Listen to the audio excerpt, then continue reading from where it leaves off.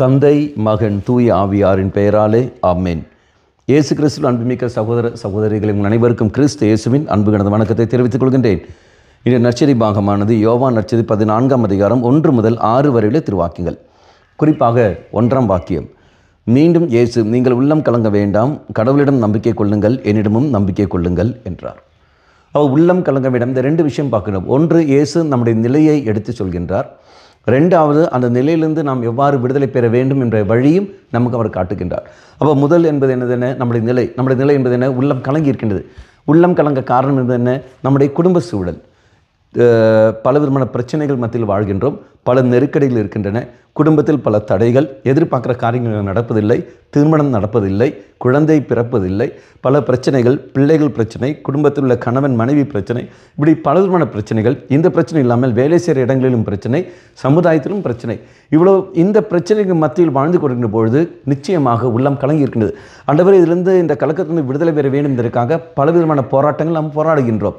உரிமைக்காக நாம் போராடுகின்றோம், ஜபிக்கின்றோம். இரவு நேரம் முழுவதும் ஜபிக்கின்றோம், விடிய காலையிலிருந்து ஜபிக்கின்றோம், ஜபமாலை ஜபிக்கின்றோம், திருப்பலிக்கு போகின்றோம், உபவாசம் எடுக்கின்றோம், பாவசங்கரம் செய்கின்றோம், பல நன்மைகள் நாம் செய்கின்றோம்.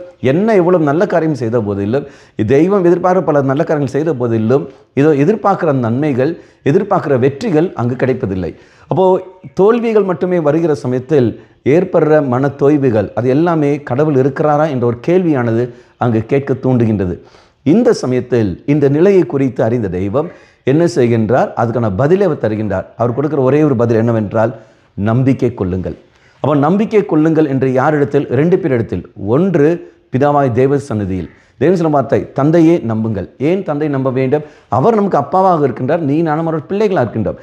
ஒரு நாளும் தந்தை பிள்ளைகளுக்கு எதிராக போக மாட்டார்கள். நமக்கு எல்லோருக்கும் தெரியும், லூக்கா நற்செய்தியில் நாம் வாசிக்கின்றோம். 11ஆம் அதிகாரம் 9 முதல் திருவாக்கியங்களில், மகன் மீனை கேட்டால் எந்த தந்தையாவது மீனுக்கு பதிலாக பாம்பை கொடுப்பாரா? அல்லது முட்டையை கேட்டால் எந்த தந்தை முட்டை மேலே தேலை கொடுப்பாரா? கொடுக்க மாட்டார். அப்படி என்றால் மண்ணுலகில் இருக்கிற உங்களுக்கே எது நன்மை எது தீமை என்று அறிகிற சமயத்தில் விண்ணுலகில் இருக்கிற தெய்வம், உன்னையும் என்னையும் படைத்த தெய்வம் எப்படி நமக்கு எதிராக போவார்? ஆகவே அந்த தந்தையானவர் ஒரு நாளும் நமக்கு எதிராக போக மாட்டார். ஆகவே அவர் மேல் நம்பிக்கை கொள்ளுங்கள். நீங்களுடைய மகனாக இருக்கின்றீர்கள், மகளாக இருக்கிறீர்கள். அப்போ அந்த மகள் என்ற உணர்வை தெய்வம் அங்கு வெளிப்படுத்துகின்றார். 2வது, என்னிடம் நம்பிக்கை கொள்ளுங்கள் சொல்கின்றார். ஏன் இயேசுவிடத்தில் நம்பிக்கை கொள்ள வேண்டும்? யோவான் நற்செய்தி 16ஆம் அதிகாரம் 33ஆம் வாக்கியம் அங்கே வாசிக்கின்றோம், நான் இந்த உலகத்தை வென்று விட்டேன். அப்போ இயேசு இந்த உலகத்தை வென்று விட்டார் என்று சொல்லும்போது தீமைகளும் தீய சக்திகளையும் வென்று விட்டார். அப்போ ஒரு நாளும் அது இயேசுவுக்கு அடிமை தான் ஒழிய இயேசுக்கு மேல் இல்லை. அப்போ நீ நானும் அந்த வென்றவர் மேல் பார்வையை வைத்து நாம் வாழ்கிற சமயத்தில் நிச்சயமாக நமக்கு அங்கு வெற்றி நிச்சயம். அப்போ இயேசு சொல்கிறார், எடா நீ கவலைப்படாதே, இதோ நான் உங்களோடு இருக்கின்றேன். ஏற்கனவே நான் உலகத்தை வென்று விட்டேன், இதோ நான் உன்னோடு இருக்கின்ற சமயத்தில் என்ற தீமை உன் அருகில் வராது. நீ தோய் அடையாமல் நீ போய்கொண்டிரு. அப்போ நான் என்ன செய்ய வேண்டும்? இன்னும் ஆழமாக ஜெபத்தில் போக வேண்டும். கண்களை மூடிக்கொள்ளுங்கள். நல்லவனாகிய தெய்வமே, வாழ்க்கையில் தோய்வுகள் பிரச்சனைகள் கடந்து வருகிற சமயத்தில் சாதாரண மனிதனாக இருக்கிற நான், பலவீனத்தோடு இருக்கிற நான், கடவுள் இருக்கிறாரா, ஏன் என் வாழ்க்கையில் இப்படியெல்லாம் நடக்கிறது என்ற கேள்வியை கேட்டுக்கொண்டு விசுவாச வாழ்க்கை விட்டு நான் போய்விடுகின்றேன்.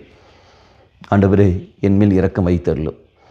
நெருக்கடி மத்தியில் தான் அன்பை வெளிப்படுத்த வேண்டும் நீ சொல்லியிருக்கின்றீர்.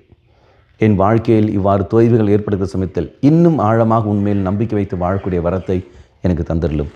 அம்மா மாதாவே, தெய்வ மாதாவே, எங்கள் மாதாவே, என் அன்னையே, விசேஷமாக எங்களுக்காக பரிந்து பேசும். ஆமென். தந்தை, மகன், தூய ஆவியாரின் பெயராலே ஆமென்.